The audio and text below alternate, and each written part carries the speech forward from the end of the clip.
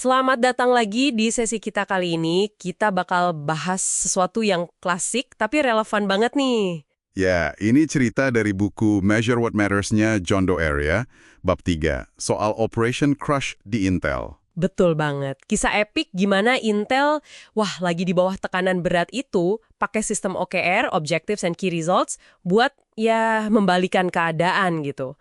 Ini perang mikroprosesor akhir 70-an, awal 80-an. Seru nih, sumber kita jelas dari bukunya, dan misi kita kayaknya buat ngertiin gimana sih OKR ini bisa jadi senjata andalan pas lagi krisis. Oke, kita langsung aja ya. Bayangin deh, ini akhir 1979. Intel kan udah gede tuh namanya. Raksasa lah ya waktu itu. Iya, raksasa. Tiba-tiba ada ancaman serius dari Motorola. Pasar mikroprosesor 16 bit, pasar penting banget. Bener. Terus ada telex darurat itu kan ya dari tim penjualan mereka. 8 halaman. Gila, 8 halaman. Itu pasti bikin panik pimpinannya, termasuk Andy Grove presidennya waktu itu. Situasinya, genting banget pokoknya.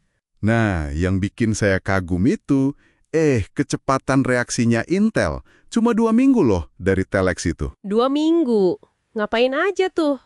Udah bentuk gugus tugas, udah rancang serangan balik, namanya Operation Crush. Keren ya namanya. Haha, iya juga. Ini beda banget sama kompetitornya kayak Motorola yang katanya lebih, lamban gitu geraknya. Ada cerita lucu soal itu ya? Iya, ada manajer Motorola yang bilang, Intel itu meluncurin kampanyenya lebih cepat daripada waktu yang dia butuhin buat minta approval tiket pesawat. Kebayangkan betapa gesitnya Intel? Tim manajemen bisa jadi tulang punggung operasi segede ini. Apalagi katanya ada yang sempat ragu juga kayak Jim Lally. Nah, itu dia intinya. Si Grove ini pakai analogi. Analogi yang kuat banget buat yakinin orang-orang. Dia bilang, kalau semua orang geraknya ke arah beda-beda, ya hasilnya 0. Masuk akal. Tapi kalau semua vektornya, gitu katanya, diarahkan ke satu titik. Dia kasih contoh kayak ke Swiss gitu. Wah, kekuatannya jadi maksimal. Nah, OKR itu didesain persis buat itu. Buat nyatuin arah perusahaan. Jadi bukan cuma slogan doang ya, tapi beneran alat buat fokus. Tepat. Objektifnya kasih arah. Terus key results atau hasil kuncinya itu harus bisa diukur. Jelas banget. Jadi nggak ada abu-abu, tercapai atau nggak. Ketahuan. Bisa kasih contoh nggak? OKR mereka waktu itu kayak gimana sih bentuknya? Biar kebayang gitu. Oke. Contohnya nih, salah satu OKR korporat Intel buat kuartal kedua 1980, ini spesifik banget. Gimana tuh? Objektifnya, menetapkan 8086 sebagai keluarga mikroprosesor 16 bit dengan performa tertinggi. Jelas ya tujuannya? Oke, terus ngukurnya gimana? Key results-nya. Nah, key results-nya ada beberapa.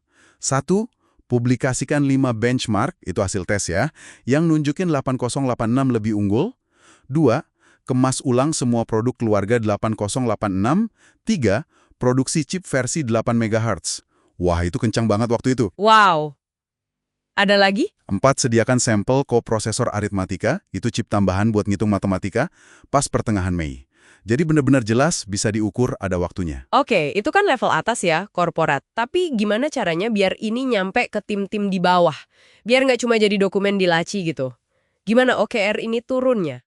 Nah, itu dia kekuatan kaskade OKR. Tujuan gede tadi itu dipecah lagi jadi OKR yang relevan buat tiap tim. Tim engineering misalnya. Iya, mereka ngapain? Mereka punya OKR spesifik buat dukung tujuan besar itu. Contohnya, target buat percepat waktu kirim rata-rata suku cadang penting. Dari 13 minggu, dipangkas jadi 8 minggu. Wah, lumayan tuh pangkasnya. Iya kan? Jadi setiap tim itu tahu persis kontribusi mereka apa dan bisa diukur. Buat menangin perang ini, ada keselarasan dari atas ke bawah yang kuat banget. Selain fokus sama ukuran yang jelas tadi, saya dengar ada elemen peregangan ya. Targetnya dibikin susah banget gitu. Betul sekali. Ini bagian yang nunjukin, ambisi sama keberanian mereka sih. Target awal buat desain wins itu, jumlah produk baru dari klien yang pakai chip Intel awalnya 1000. 1000 aja udah banyak kayaknya ya. Iya, udah dianggap tinggi. Tapi si Bill Davido, VP pemasarannya, ngerasa, ini butuh sesuatu yang lebih nendang gitu biar semangat.